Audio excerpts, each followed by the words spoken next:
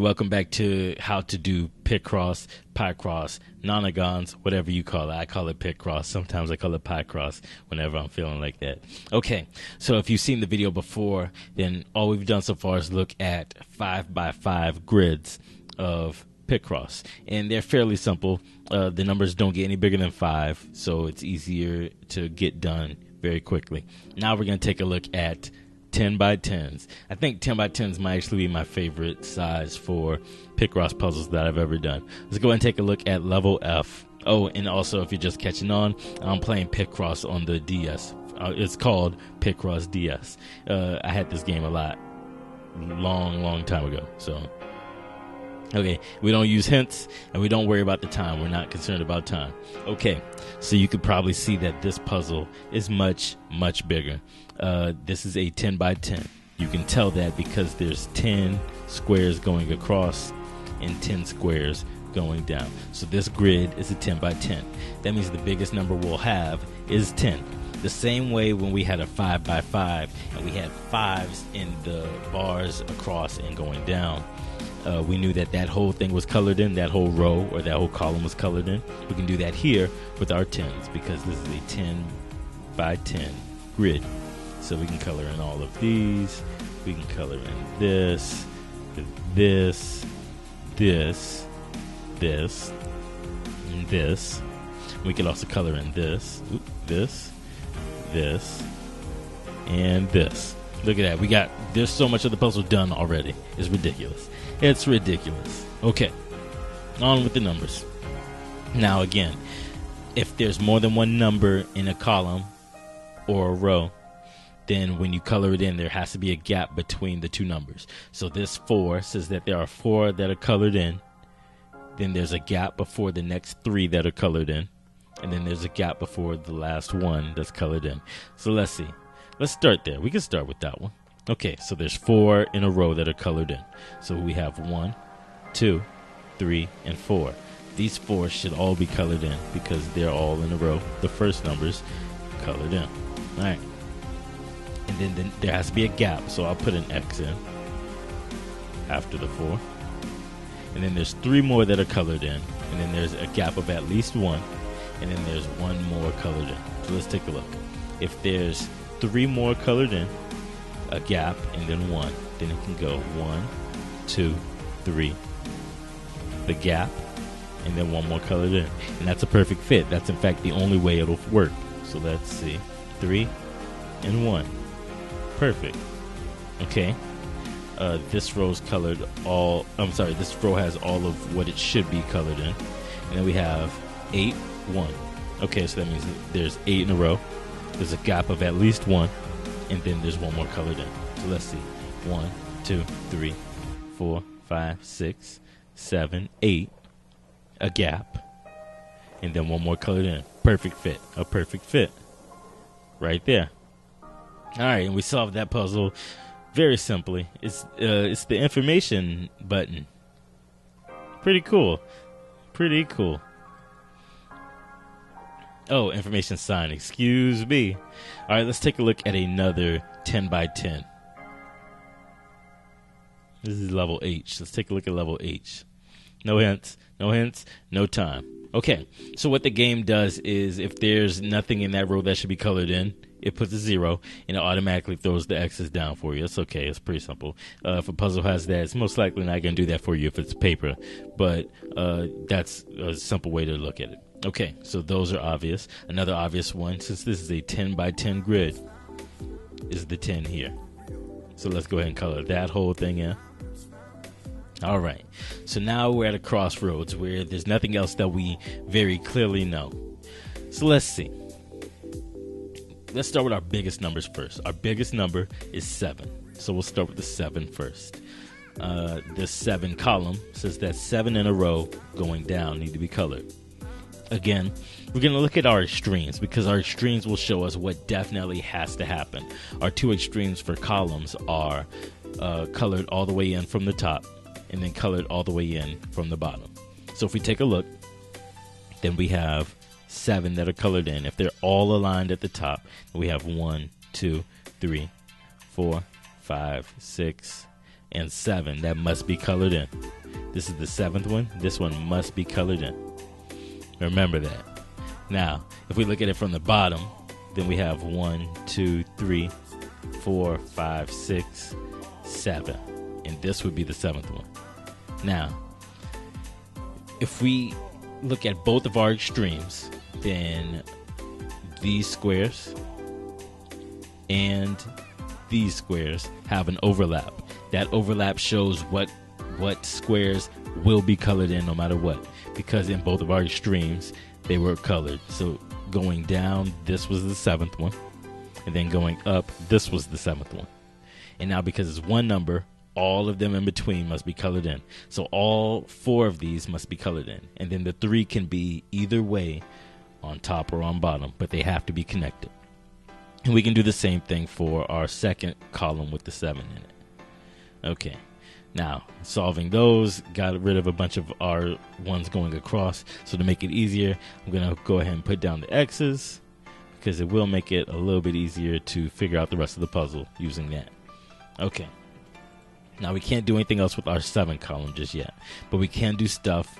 We can't do things with the rows going across, trying to use the proper language. Okay, so let's look at our row across for 5. That's the next biggest number.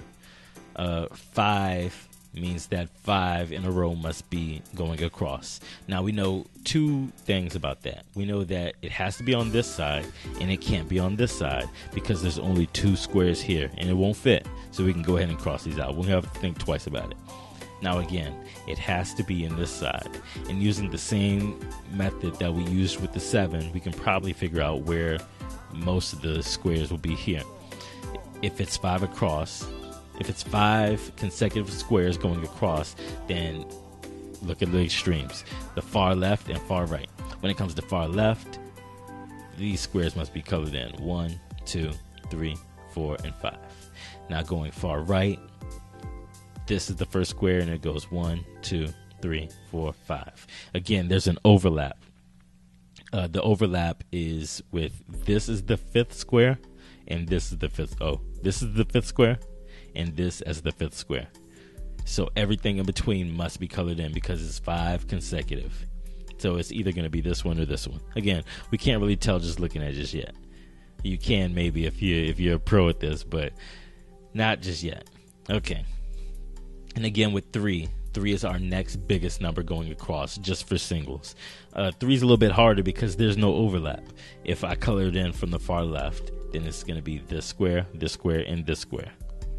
If I color it in from the far right, it's going to be this square, and this square. It's not going to be here because it can't fit. Now let's look at that overlap, that lack of an overlap again. 1, 2, and 3 for the far left, and 1, 2, and 3 for the far right. The only problem with the far right is that it doesn't match what we already know. We already know that this square has to be colored in because we found that when we found the 10. So that means that this overlap, that means the case of the far right can't happen. If we count here, let's say it starts here. This is the first square and it's going to the right. Then that would mean that this would be 1, this would be 2, and this would be 3. Now, if that's the case, that means that this square absolutely cannot be colored in. So we can go ahead and hit it with an X. All right. Again, you gotta use your logic. You gotta warp your brain around how this puzzle wants you to think. Okay. Anything else? Now, let's see. What we can do is we can do a little bit of cleanup. We can put down X's where we know there shouldn't be a square. If this first square in this, if this first number in this column is 1 and this square is already colored in, then we know that this one won't have an X. We also know that this one won't have an X for the same reason. Let's look at this column. This column has a 5. It can't fit here. It will not fit here. So we can go ahead and cross those 2 out. Let's look at our 7s again. Based on what we learned, we can deduce that it will not be colored in here. All right. A lot of what you have to do is use what was previously unknown becomes known as you solve it. Okay. So we can look back at our 7s again. 1, 2, 3, 4. And then there's 3 more squares that are open. So let's go ahead and color those in.